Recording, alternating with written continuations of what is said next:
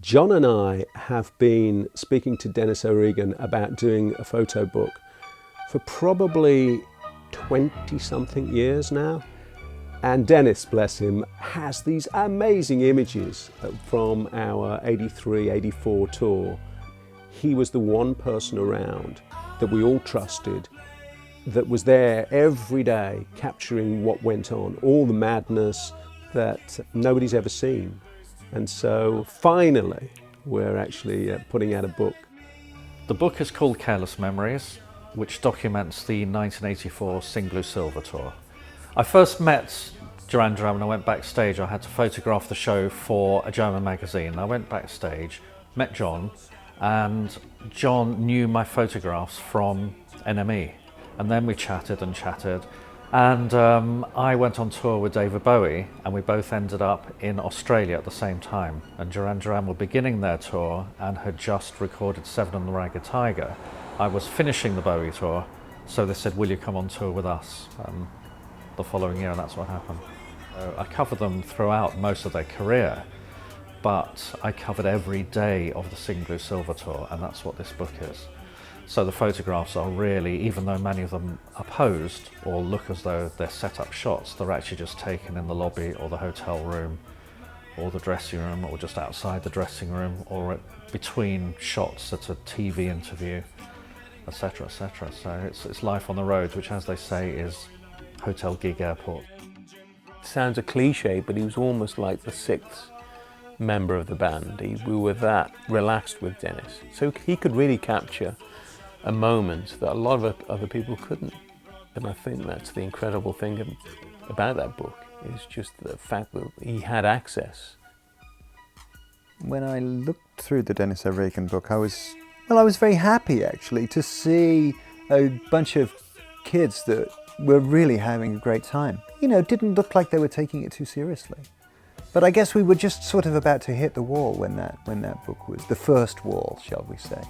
Everything was still working, you know, everybody was getting along, and it was the honeymoon period, shall we say, you know. And I think you get that. I think you get a tremendous sense of energy. Denis's book, I think, is going to be quite splendid. The pictures in it are fabulous. There's some new pictures in there, things that nobody's seen, and it was a great time that we had together. It brought back a lot of memories, and the quality of the actual, the paper and the print is extraordinary. All the photographs required a huge amount of retouching because of scratches, thumbprints from 30 years of being handled. In the 1980s, all the original images, all the original transparencies were sent out to the press and then sent back again. So they've been manhandled, put through various printing processes and then sent back. So when a tiny photograph or a tiny negative or transparency is blown up, then any scratch or piece of dust will be magnified. In this photograph of Simon, it was difficult to differentiate between the snowflakes and dust. When I look at the photographs in that book, I do almost see a different person. I've got 3 sons, and that is almost like my 4th son. I've got a daughter as well. But I look at myself and it's almost like seeing, you know, my 4th child. You know, I was so immature. That's the great thing about still images. I think much more so than video in many ways. That one frozen moment just gives you something to think about rather than telling the whole story. I suppose with us, we grew up in public.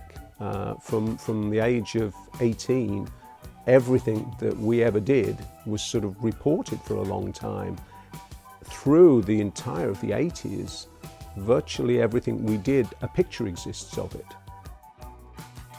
You know, there is something really wonderful about the chemistry of several guys.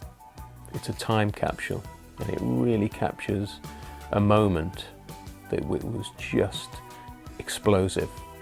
What makes Duran Duran unique was really, to me, I had grown up with the Beatles and I'd seen Beatlemania, and I was a little too young for it, but I saw the effect. And Duran Duran were the first band that I knew of that recreated that same hysteria.